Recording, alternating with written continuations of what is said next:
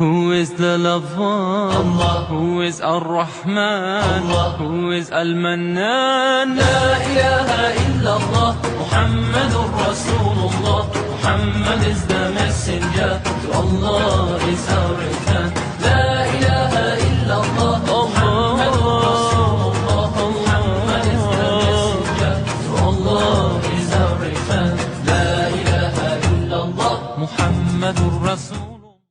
أعوذ بالله من الشيطان الرجيم بسم الله الرحمن الرحيم والصلاة والسلام على أشرف المرسلين سيدنا محمد صلى الله عليه وسلم وعلى آله وصحبه وسلم الحمد لله الذي أنزل على عبده الكتاب ولم يجعل له عوجا قيما لينذر بأسا شديدا من الدنيا ويبشر المؤمنين الذين يعملون الصالحات أن لهم أجر حسنا ماكثين فيه أبدا أشهد أن لا إله إلا الله وحده لا شريك له وأشهد أن محمدا عبده ورسوله اللهم صل على سيدنا محمد وعلى آله وصحبه وسلم آمين. Àwa ìsọ̀rí lọ sí ọ̀dọ̀ Ọlọ́run Ọba nípa èso ẹni ẹ̀kọ́ ẹni ègbé. A bẹ̀rẹ̀ pẹ̀lú orúkọ Ọlọ́run Ọba kan ṣoṣo, ọba olóore ọ̀fẹ́, ọba aládìpẹ̀lẹ̀ ẹ̀san rere. Ìkẹ́ Ọlọ́run àánú rẹ̀ àti ìbùkún rẹ̀ kó máa bá aṣíwájú ẹ̀dá. Ànábì wa tí jẹ́ Muhammad tó jẹ́ òjíṣẹ́ gbẹ̀yìn tọ́lọ́run rán wá sáyé. Ìkẹ́ Ọlọ́run àánú rẹ̀ kó máa bá àwọn tí wọ́n jẹ́ àwọn sàábé tán bá Ànábì ṣiṣẹ́ àti gbogbo ẹni tó gba ti Ọlọ́run Ọba lódodo àmín. Ìpè kò sí ọba kan àfi Ọlọ́run Ọba kan ṣoṣo yìí. A kí n káàbọ̀ sórí ètò yìí, ètò tí a ti ń lara wa lọ́yẹ̀ nípa ẹ̀kọ́ ẹ̀sìn Islam. Gẹ́gẹ́ bí ẹ ṣe mọ̀ tí a máa ń ṣe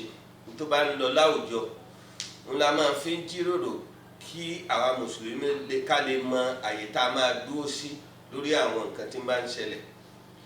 Ètò jẹ́ ọ̀tún lọ́dọ̀ wa lénìí òun náà ni pé ní nǹkan bí ọ̀sẹ̀ díẹ̀ sẹ́yìn ìjọba ìpínlẹ̀ Kwara wọ́n yan ìgbìmọ̀ tí ó máa mójútó ẹ̀kọ́ nípa ètò Arabic tá a mọ̀ sí Lárúbáwá tá a mọ̀ sí Kwara State Arabic Education Board. Àlejò wa pàtàkì lénìí lórí ètò yìí àwọn náà ni alága tuntun fún Kwara State Arabic Education Board, Professor wa Mashood Mahmood Jimba. Professor, wa alaikum assalam wa rahmatullahi wa barakatuh. Akin káàbọ̀ sórí ìjókòó yìí. Àwọn tó bá wo ètò wa yìí níjẹ̀ẹ́jọ́ wọ́n mọ̀ pé mo sáà ń rọ̀jò ìbéèrè fún yín rẹ̀kẹ̀tẹ̀ ni gẹ́gẹ́ bí Professor nǹkan gbogbo ẹ̀ lẹ́sìn dáhùn tó tẹ́ wa lọ́rùn. Ọ̀tàntà ń gbọ́ tá à ń sọ fíntín tó yẹ pé Yorùbá yìí ni yóò rọrùn fún wọn kí iṣẹ́ tí ìjọba gbélé yín lọ́wọ́ kí ẹ lè ṣe láṣeyege bẹ́ẹ̀ ṣe fẹ́ ṣe yóò dùn mọ́ pa gbé ètò ìwá ní èdè Yorùbá. A kí n káàbọ̀ sórí ètò yìí. Ní ibi tí ẹ ti ń ṣiṣẹ́ ẹ̀yin ni ọ̀gá àgbà pátápátá tá a mọ̀ sí Dean fún Student Affairs tí ń mójútó gbogbo àwọn akẹ́kọ̀ọ́ ní yunifásitì ti ìpínlẹ̀ Kwara tá a mọ̀ sí Kwara State University ní Malete. Ẹ̀yin tó wá wà ní ẹ̀ka tí wọ́n ti ń kọ́ nípa èdè French ní Lárúbáwá ní àtàwọn èdè míì lábẹ́ faculty tá ń pè ní Humanities University. Iṣẹ́ ńlá tíjọba wa gbélé yín lọ́wọ́ ni pé Kwara State Arabic Education Board wọ́n tún kó àwọn ọmọ ìgbìmọ̀ fún yín àti secretary tí ó bá yín ṣiṣẹ́. Mi wá ní kí n béèrè lọ́wọ́ yín pé Ministry of Education ń bẹ ńlẹ̀, Teaching Service Commission ń bẹ, SUBEB náà ń bẹ láwọn tó ní ṣe pẹ̀lú ẹ̀kọ́. Ipa wo lẹ́rù pé bọ́ọ̀dù yìí tó fẹ́ kó lórí ẹ̀kọ́ èdè Lárúbáwá tó ṣe pé òun náà la fi ń bọ́ lọ́hùn wá sọ̀rọ̀ láàká jẹ́ mùsùlùmí tó ṣe pé ẹ̀kọ́ Lárúbáwá yìí gan ti ẹni bẹ̀rẹ̀ ẹ̀kọ́ fún gbogbo àwa tá a jẹ́ mùsùlùmí péjọba wa rí bẹ́ẹ̀ wọ́n sì gbé bọ́ọ̀dù yìí kalẹ̀ láti nǹkan bí ọdún 10 sẹ́yìn. Ìjọba tuntun wá constitute bọ́ọ̀dù tuntun yìí. Iṣẹ́ wo lẹ rò kó ṣe pàtàkì tẹ́ fẹ́ ṣe nínú bọ́ọ̀dù náà? A'udhu billahi minash shaitanir rajim, bismillahir rahmanir rahim. Ẹ sì wọ àfọwà olóòtú ló járe pé. Àmín wa iyyakum. Dápẹ́ fún Ọlọ́run Ọba. Alhamdulillah. Ọba tó ní kí gbogbo máa jọra wọn. Alhamdulillah. A sì fẹ́ yẹn fún Ànábì wa Muhammad sallallahu alaihi wasallam. Lẹ́yìn náà dúpẹ́ fún gómìnà wa nípínlẹ̀ Kwara State. Alhamdulillah. Ọlọ́lá jùlọ Malam Abdulrahman Abdulrazak. Náà. Tí yẹn wá sí iṣẹ́ yìí náà èmi ò rí pé ipò ni o ọkọ̀ ọ̀rọ̀ mi nù èmi rí pé iṣẹ́ ni o. ipò kọ́ ipò kọ́ iṣẹ́ ni wọ́n yàn yín iṣẹ́ tó ní agbára tí ó yẹ kí ẹ máa ń wo lókèrè kọ́ nǹkan kíníkan bọ́ọ̀lù tó ṣe tayọ ohun tí yẹn lè máa táwọn wo lókèrè torí pé ẹ̀kọ́ kéwú tí wọ́n ní kí àwọn mójútó ẹ̀kọ́ yẹn rò pọ̀ wọ́n ní sí ayé gbogbo mùsùlùmí káàkiri àgbáyé tí Kwara náà sì tí ò gbẹ́yìn bẹ́ẹ̀. tàbí ní ká máa ka àwọn lékiw yálà wàhálà ni o àbí ti òde òní káàmù sí madrasa wọ́n pọ̀ ju ti ilé ìwé ìjọba lọ. wọ́n pọ̀ jù lọ including private primary or secondary school tó jẹ́ ti ọlọ́dà ni tọ́ba pa owó ẹ̀kọ́ àwọn lékiw yìí pọ̀ jù wọn. so àwọn ó fún mi pé kátẹ́wé ìdajì àwọn tí ń kẹ́kọ̀ọ́ ní lórílẹ̀-èdè wa yìí àbí nílùú wa yìí ní state wa yìí náà ni wọ́n lọ sáwọn lékiw wọ̀nyí kí wọ́n wá kàn á mójú kó máa mọ̀ kó máa ní alámòjútó tẹ ẹ̀ pé wọ́n ti sáàbù pé àwọn náà lẹ́tọ̀ọ́ sí pé ká yan ìgbọ̀ngàn fún wọn tí wọ́n mójútó wọn tí ó gba àwọn táwọn wí òun ò bá lè mójútó wọn ẹ̀ ń sọ̀rọ̀ mi sọ̀rọ̀ kìsàn díẹ̀ ló lè sọ ń pa gbogbo àwọn lékiw kọ̀rọ̀kọ̀rọ̀ so ṣùgbẹ́bù náà díẹ̀ ló lè sọ ń pa gbogbo àwọn lékiw àti tescom tescom gbogbo wọn ta fókọ̀sì wọn ó pọ̀ general education àmọ́ àwọn tí ó tún gbé àwọn kìíní yìí àwọn lékiw yìí tẹ́bà gbàgbé àwọn ọ̀jọ̀gbọ́n ńláńlá àwọn olóyè àwọn lẹ́kọ̀ọ́ àwọn afọ àti wà yunifásitì ní wọ́n gbà kọjá Allah dimension níbi tẹ́lẹ̀ ìbúdá ṣe ń jẹ afọ àwa arúgbó Abubakar rẹ́sọ̀ ńláńlá Zakaria Idris Hussein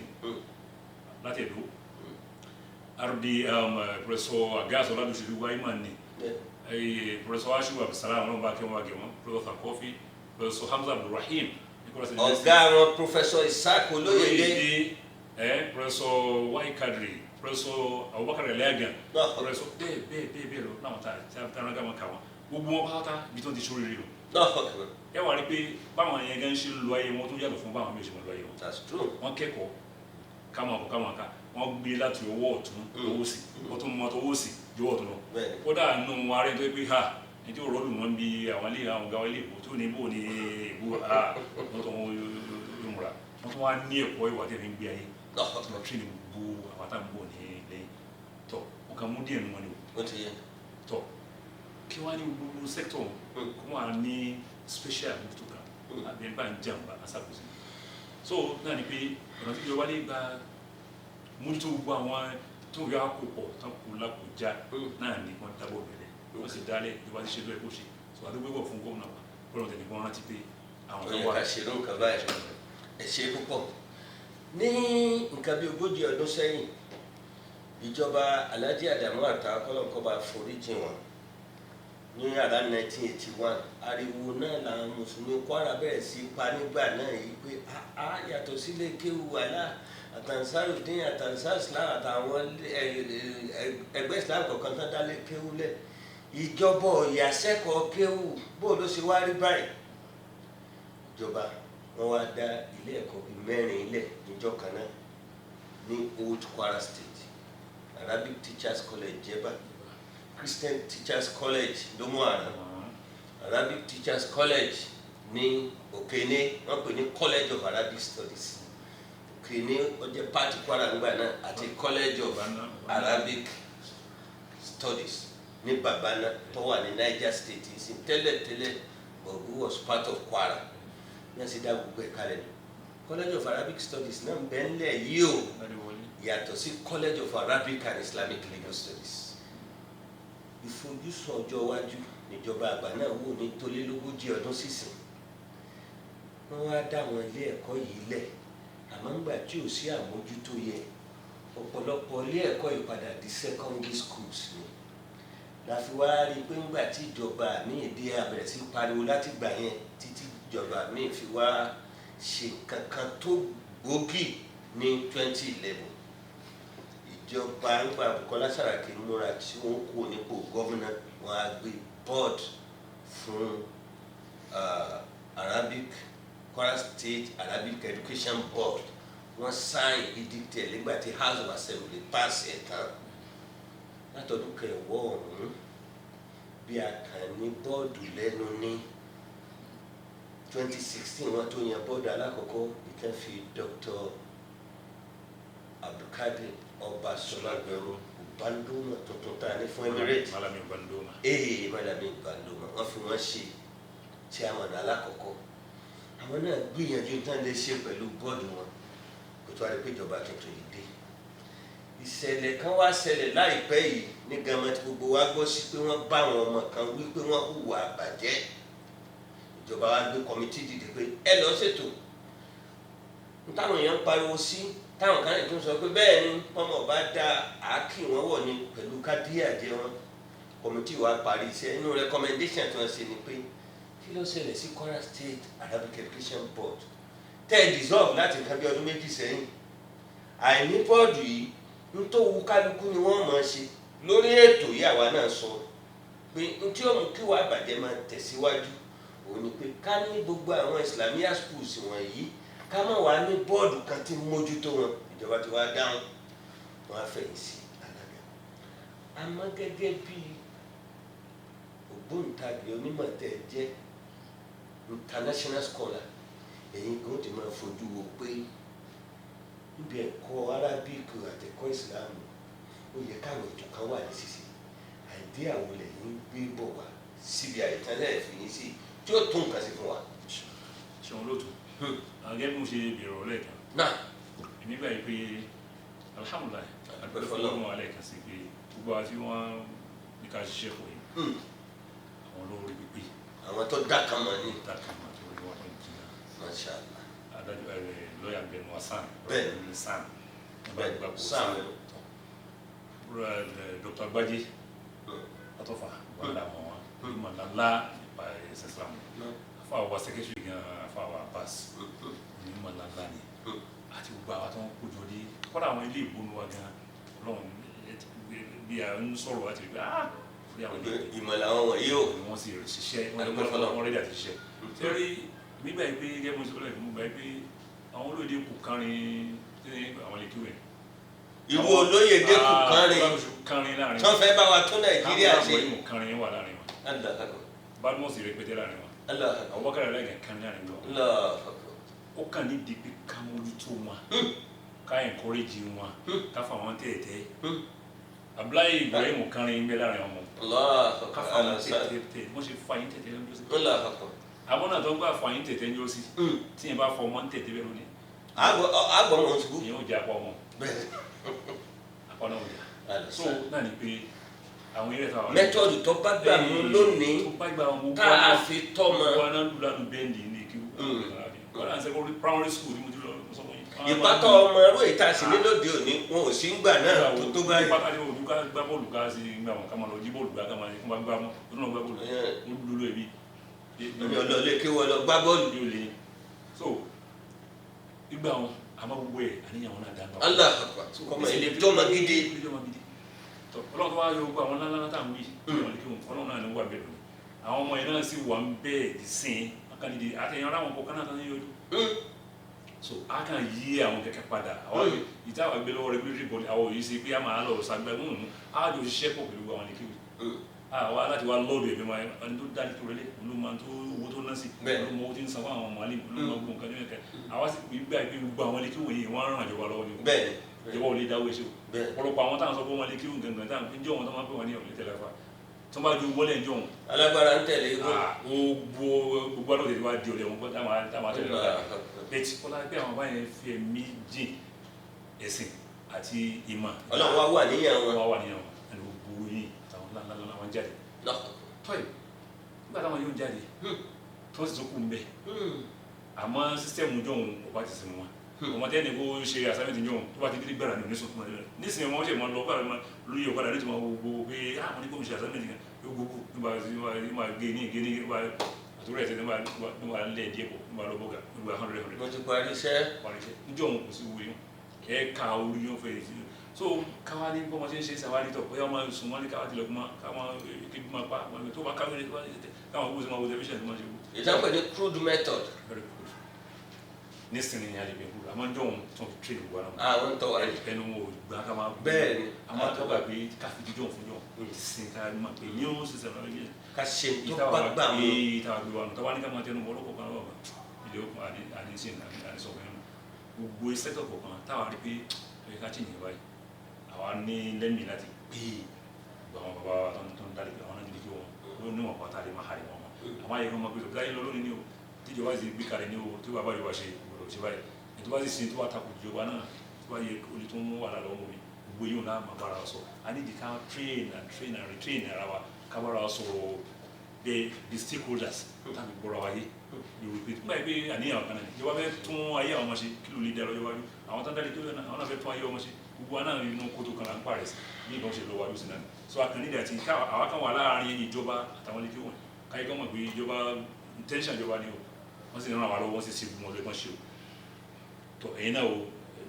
àwọn ọmọ yìí ẹ̀kọ́ pàtí ọ̀ ìyá àtijọ́ òun ti tún yàtọ̀ ìyá tó ń lọ báyìí ṣe ń lọ nísàn gbogbo yìí wọn kọ́ lọ́nkọ́ fún wa ṣe a need the support ó gbọ́ra lọ pápá ìlú àwọn àwọn ilé kéwọn kájọ ya afẹ́ regulate ni omi ìgbà báyìí náà gbogbo olú ayé náà ni wọ́n ní regulate body àwọn olùkà ń bẹ láyé bàbá tí ó pọ̀ ń bẹ rumọ́sárì ní Egypt Morocco ni àwọn gbogbo wọn pẹ̀lú bí Nàìjíríà nìkan ní ẹ̀yẹ lọ́gbà bọ́ọ̀lẹ̀ nígbà mọ̀ ṣe wá sí kàn kí wá sí mọ́lẹ̀ wọn ṣe rẹ̀ wọn ò bí ìyàn rí mẹ́wọ̀n òpin kéwú sínú òfin ni ó gbé àwọn àlọ́ kéwú kan wà lọ́wọ́ ẹ̀rọ ìsẹ́nu kéwú náà wọ́n máa wúwi kúwi bẹ́ẹ̀ náà ní ilé kéwú oko tó dáre kéwú lẹ̀ ọ lọ kọ́ra wà dání iwájú ta yín ó ní àwọn kan tó ń ṣe rẹpẹtẹ àwọn ìwé tó filẹ̀ àwọn kan tó ṣe àwọn tó gbọdọ̀ ní àwọn tó dúró fún àwọn dúró àwọn ní gbogbo ẹ̀ tó wà níbi kan wà á dá àwọn lọ́wọ́ ní ìtọ́ wọ́n ti dá wa ní gbogbo freedom ẹ̀ bẹ́ẹ̀ nígbà lè regi mọ́lẹ̀ ní sọ́kò kan tí bàbá kan kó sì sọ ọ́ lè kọ́ ẹni kan lẹ́gí lọ́rọ̀ lẹ́yìn ọdún kan ṣàrà bẹ̀rẹ̀ owó sì máa wọlé. ẹ ṣe pọ̀ prof ibi tí mo fẹ́ ká lọ nísìnyí ni pé Ọlọ́run wà níyàn dáadáa tí àwọn bàbá wa ní nǹkan bí 40 ọdún sẹ́yìn tí wọ́n fi rí ìjọba bá sọ tí wọ́n fi dá àwọn ilé ẹ̀kọ́ tí mo sọ yìí lẹ̀ ti Jẹ́bà ní ti Ìlọrin ní tòkèné ní ti bàbá náà ní ọdún mẹ́wàá lẹ́yìn àwọn tó wá rí pé àwọn schools wọ̀nyí wọ́n ń turn out to àwọn graduates wọ́n mà níbi táwọn wọ̀nyí gbọ́dọ̀ wọ̀ tí wọ́n fi wúlò fáwùjọ ẹ̀kọ́ ìtàn wọ́n wá dá College of Arabic and Islamic Legal Studies kalẹ̀ wọ́n wà ní àwọn higher institutions ti Kwara ní lónìí ilé ẹ̀kọ́ yìí ti turn out to ọ̀pọ̀lọpọ̀ lawyers adájọ́ journalists mass communicators Islamic scholars kankan pé all form of training ni wọ́n ní nílé ẹ̀kọ́ yìí adúpẹ́ fọlọ́n torí ìjọba tó dá alẹ́ ìjọ kìíní àná kọ́nà kọ́ bá forí ní pioneer provost of that college Professor Musa Ali Ajetunmobi mo rántí ìjọ kan tí wọ́n pe gbogbo àwọn lókọ torí bí wọn àwa yìí náà wà ń bẹ ìjọ náà gbé wa lọ sọ́dọ̀ bàbá ọlọ́lọ́ba lọ́rin pé ìjọba ló dálé ìwé yìí lẹ̀ àmọ́ lọ́rin ni máka fún gbogbo ilẹ̀ Yorùbá káwé bẹ́ẹ̀ Mẹ́kà kì í ṣe ti Saudi là ń sọ ni pé inú ìlú tí gbogbo Yorùbá tó jẹ́ mùsùlùmí ó máa fi fọwọ́ rẹ̀ sọ̀yà Ìlọrin jẹ́ kan ìjọba gbé kalẹ̀ wọn ò sì yá sí ẹ dákun afẹ́ ní nǹkan báyìí afẹ́ ní laboratory afẹ́ ní library afẹ́ ní gbà afẹ́ ní àwọ̀ afẹ́ ní hostels ẹ ràn wá lọ́wọ́ bó láti bàbá wa ọba àná kọ́lọ́n bá ṣàlékún kẹ fún àti bàbá wa bá jẹta kọ́ bá ṣàánú bàbá wa tò ní kọ́lọ́n jẹ́ wọ́n pẹ́ láyè náà bí wọ́n ṣe fẹ́ lọ lórí àlàáfíà àti fàyàbalẹ̀ wọ́n á ní provost kí ni tẹ́ ń fẹ́ gan wọn ni ẹ pé gbogbo olówó tó bá wà nílẹ̀ yìí ká wá dá sílé ìwé ìjọba yìí ká fi rán facilities yìí níbi ìjókòó jọ́nà àwọn lóko tí wọ́n pè ń bẹ́ nígbà tó wó níyì in the 90s 11 million làwọn èèyàn dá pé tá a bá ní ká quantify ó ju 500 million lọ ní tó fi ṣe sí kọ́lẹ́jì náà ń jẹ́ bẹ́ẹ̀ lónìí nínú tá a fẹ́ kẹ́ ẹ bá a mójútó pé kí kọ́lẹ́jì má sọ fàtóró ní tertiary institution fún ṣẹ̀tẹ̀ gbé lọ́wọ́ ọ̀kan àwọn ilé ẹ̀kọ́ kan ti wá kú wọ́n kàn jẹ́ bẹ́ẹ̀ ni Arabic Teachers College Jẹ́bà College of Arabic Studies òun náà Adéwọlé lọ́wọ́ lẹ́gbẹ̀ẹ́ lẹ́gà lọ́wọ́ wọ́n ti sọ wọ́n di conventional secondary schools tí ó sì yẹ kó rí bẹ́ẹ̀ kọ́ńtẹ́ curriculum wọn àti gbogbo nǹkan yóò lẹ́sìn bá wa dá glories àwọn colleges wọn yẹn padà tọ́lá fẹ́ ní dùmí nílẹ̀ bọ̀ lọ́nìsì táàtù ní míì nílẹ̀ gbóná látàrí bá mùsùlùmí ṣe pọ̀ lérí àyẹ̀ tó. ṣeun lóòtú kébí mo ṣe sọ lẹ̀ láàrin dákínẹ̀ṣẹ̀ ìkún ọlọ́run bá àwọn ọmọ ìrànlọ́wọ́ ọlọ́run bá àti wọn lọ́wọ́ lẹ́yìn tàbá rí yóò tán àwọn tó lóun lò náà ní gbogbo àwọn ará àgbà lè dájú tí ìjọba bá ti ṣe lóòwò ṣe tán fún wa nítorí wọ́n fún wa tán fún wa nínú iṣẹ́ tá a lò gbogbo iná lájọ ṣe àkàràǹkàlọ́ ọlọ́run fún iṣẹ́ olóògbé ọlọ́run àwọn ọkọ̀ wádìí pé kí ló fa gbogbo tọ́lá wọn rí pé ọ̀pọ̀lọpọ̀ àwọn alẹ́kùn tàn sọ yìí kọ́mọ̀ tara wáyé nígbà tí lẹ́gẹ̀ẹ́ abẹ́rẹ́ tí a bá gbà yìí pé mo wà lára àwọn pioneer lecturers àwọn bẹ̀rẹ̀ mo sì lọ́dún mẹ́tàlá ń bẹ̀ orí tó ń gbé mi lọ kára tó ń gbé mi lọ lórí. so gbogbo àtàwọn bẹ́ẹ̀ lẹ́gẹ̀ẹ́ kúngan wọn kíláàsì mo lè rí 250 ọmọ wájú 300 ọmọ wájú mi lónìí ti wá láàbí rí 20. bẹ̀tí mi rò pé inú reason tó fà ní pé ọ̀pọ̀lọpọ̀ àwọn ọmọ yẹn àwọn ọmọ wa ní sèǹtẹ̀ báyìí ojú ń kà wọn àwọn wọn ní wo ìmọ̀ táwọn wò yìí gbogbo ọ̀pọ̀lọpọ̀ àwọn ọmọdé àwọn zora dàbí ẹ̀kàmọ́lé àwọn ẹgbòdì gbogbo àwọn ọmọdé tó káàkiri ṣàkóso wọn pọ̀ ní lẹ́gẹ̀ẹ́ àwọn ẹ̀ tó pé àwọn ọmọ yẹn ti ní nǹkan lára tó ti jiná tó ti ń bọ̀. wọ́n gbé lárúbáwá wá wọ́n gbé ìmọ̀ tó. táwọn náà mo ti wá náà dùn àwọn náà ń bẹ lọ́dọ̀ ń gbà wọn táwọn ẹni. pé kákàfẹ́ ìbò kún fún wọn ní kó blend tí wọ́n ní. náà ni gbogbo àwọn tẹni tó ń jáde bẹ́ẹ̀ nísìnyí wọ́n rí pé torí pé àwọn lẹ́gẹ̀ẹ́ was about the only short cut tá a lè fi short cut. bẹ́ẹ̀ni láti wọ university náà tó wá ní kóòlì kí ó tó rí gan ayé tó yọ ọmọdé àdúrà fún un ní gbogbo àwọn ètò kan wọn kọ̀ọ̀kan ní dẹ́ẹ̀ wọn ní oríṣi àwọn program diploma in Arabic education kan àwọn ilé ìwé ń gbé lọ́tọ̀ àwọn tó pé lárúbá wọn tẹ gbégbó gan wọn kà máa fún wọn lè bú déédéé ní lárúbá pọ́nmílì tiwọn so wọn kò ní lékè rẹ̀ àdàbí àkàmọ́lé àríwó lójú wa gbàsánà ó sì jáde ó sì lọ ọdún méjì ní ó sì wọ university ẹni sọ́tò wọlé yìí wọ́n ṣe máa lọ sí dc wọ́n ṣe gbáṣà owó gẹ̀ǹgẹ̀ tó ní máa tó bí ọdún mẹ́ta tó máa lọ sí tí ò ní rí mú tó ṣe jáàmù yẹn ọlọ́run ti ní kí short cut yẹn náà ló kí ní ẹ̀rí òfurufú àwọn gbogbo àwọn tọ́jú èrò lágbárí ọlọ́run ní kí wọ́n rí pẹ̀lú òní wọ́n ti rí pé àwọn gan náà táwọn bá ti ṣe ń bá èsì àwọn lè lọ university straight kí àwọn tó máa láwọn wá lọ lẹ́gà àwọn ti bẹ̀rẹ̀ pé ìmọ̀ táwọn gbé lọ university láì lọ lẹ́gà ó yàtọ̀ fún kí wọ́n lọ lẹ́gà náà ní wọ́n lọ sùn náà ẹ̀kọ́ ni wọ́n lọ kọ́ fáwọn ńlá onímọ̀ ńlá ni wọ́n tí nǹkan sì bẹ̀rẹ̀ ra wọn ọdún méjì tẹ́ bá ń lò bí wọn yóò yọ lé university yóò la para university ìtawà irú ẹ̀ táwọn fẹ́ fọkọ̀ sí gbogbo ẹ̀ lọ́nà àjọ ṣe pọ̀ pẹ̀lú gbogbo àwọn stakeholders náà àwọn bá wáyà wọn ní ìmọ̀ tó pọ̀ lọ́wọ́ àwọn ọ̀rẹ́ rẹ̀ àjòkó tí wọn àgbègbè àwọn ọmọ wa òde òní náà kájọ ṣe gbẹ ọlọ́run ṣe nírọ̀rùn. ẹ ṣe àmì ìmọ̀ ẹ̀kọ́ ìbéèrè kan yìí ló kẹ́ dákun ìmọ̀ tó jẹ́ ti ẹ̀kọ́ lágbáwá àti gbogbo ẹ̀kọ́ téèyàn kọ́ àti ti ìwé gan tí ó bá sí wà kò lè wúlò. mo sì fẹ́ fẹjọ́ àwọn olùkọ́ lágbáwá àti ẹ̀kọ́ Islam ní gbogbo ìpínlẹ̀ Kwara mo fẹ́ fẹjọ́ wọn sùn yín torí pé àwọn tí wọ́n dá a láàrin wọn ìbànújẹ́ ní jẹ́ fún wọn yìí pé ẹ̀sìn Arabic ẹ̀sìn Islamic studies ẹ̀tún wọn hùwà báyìí tí ọba ìlànà ẹ̀sìn mu kí lẹ́yìn tẹ́ ẹ jẹ́ Arabic Education Board kí lẹ fẹ́ bá wa ṣe lórí àwọn tó wà ní primary and secondary schools tó sì pé ìwà wọn kò bá ẹ̀sìn mu kọ́dà nínú ẹ̀ náà ní twansi kéèyàn má lọ bí iṣẹ́ kéèyàn máa wá híngẹ̀ lórí pé èmi ni mágàjí àdúgbò wa nísìn èmi ni ìmáàmù àdúgbò wa kìíní kan tí ọba lànà ẹ̀sìn mú indiscipline là ń pè. ṣé ní gbogbo ẹ̀ wà lórí kíyàn ìbẹ̀rù Ọlọ́run náà ní gbogbo. Allahu Akbar. yẹn bá kí ó ju tọ́mọ mi títí tó ní bẹ̀rù Ọlọ́run bá àsánlẹ̀ kan jẹ́ òun ní wà náà ni kò sí wà ní ẹ̀ bá ní tí o bá ti fi bẹ̀rù Ọlọ́run ìwà ń bá ń zàdí. Allahu Akbar. innamal umamul akhlaqu ma baqiyat. káfọ̀ lórí ìwé nù pé àwọn èèyàn nǹkan kan kọ́ ní jẹ́ nation nǹkan kan ní jẹ́ Ìlọrin gómìnà ìwà ni o ìwà lè yàn tí èèyàn bá ti tí ọ̀rọ̀ bá ti yọ ìwà kó lọ́rọ̀ yàn banza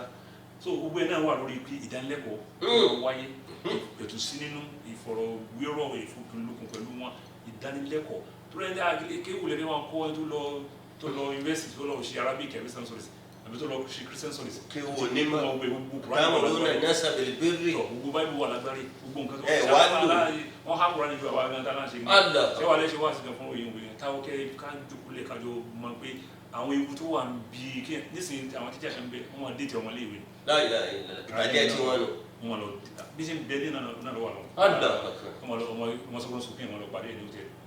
ọmọ kéèké so ọmọ tẹ sí wọn ò nígbà tí wọn ṣe rẹ wọn so consequence gbogbo àwọn kìnìún láyé kan mọ̀ pé gbogbo kìnìún yìí o ọmọ tẹ náà ọlọ́run wo yẹn o ọlọ́run sì ń wo ọlọ́run yẹn lè kọ́ gbogbo nǹkan tá a ṣe kalẹ̀ gbogbo ẹ̀ náà ni wọ́n papọ̀ ni wọ́n dá wàhálà lẹ̀ fún orílẹ̀-èdè wa gbogbo àwọn tó ń kówó jẹ lónìí lánàá tán pé àtúntà ṣe ká kó bẹ̀rẹ̀ nígbà tí ó di wàhálà ìsìnbáyé àjọ ọ́fíìsì ẹ̀ náà so ilé ẹ̀ta lè gbà wọlé pé ìdánilẹ́kọ̀ọ́ tí bá ń lọ gbogbo gbàtà àyíká yóò dákẹ́ ọlọ́run padà yí ẹ tí ó yí padà nù. Insha Allah ọlọ́run ó fún yín ṣe iṣẹ́ tí ìjọba pè yín sí náà ọlọ́run ó fi yín ni kò ní fi bú yín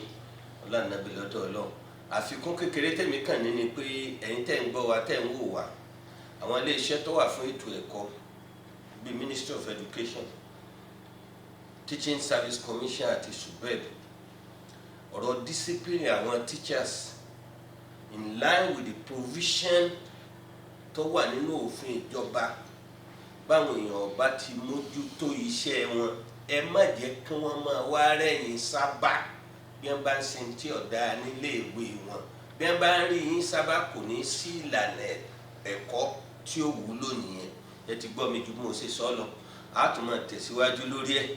nípa pé kíkálukú yín máa ṣiṣẹ́ yín bí iṣẹ́ àwọn tó ṣẹ̀ nílé ìwé tí wọ́n wàá sáré wá báyìí tí wọ́n máa purọ́ máa principal àwọn àbáwọn ọ̀gá wọn ẹ má máa gbà wọ́n láyè ẹ ń ba ìjọba jẹ́ nù tẹ́ ẹ bá ń gbà wọ́n láyè ọlọ́run ṣàánú wa lórí ọ̀rọ̀ Kwara State Arabic Education Board tá a jíròrò lé lórí lẹ́nu àníyàn tí gbogbo wa ní Kwara tá a fi ń fẹ́ kí bọ́ọ̀dù náà bẹ̀rẹ̀ iṣẹ́ àníyàn tíjọba ní tán fi gbé bọ́ọ̀dù tó dáa báyìí kalẹ̀ fún wa pẹ̀lú chairman tí wọ́n kúnná níwà tí wọ́n kúnná nímọ̀ tá sì kúnná lẹ́sìn àníyàn náà ọlọ́run fi bá wa mú nǹkan náà ṣe tí ó dájú bá a ṣe fẹ́ lọ ló kọ gbogbo àwa tí a máa ṣètò yìí àtàwọn tí ń gbọ́ wa akínyìn oríire ọlọ́run bá wa kún yín níbí là á sì ti máa dágbére fún gbogbo wa yìí pé wasalaamu alaykum wa rahmatulahi wa barakatuhu. Allahu Akbar, Allahu Akbar, Allahu Akbar, Allahu Akbar.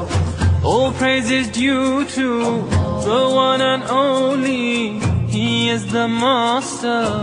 of all creation. All praise is due to the one and only. He is the master of all creation. He is the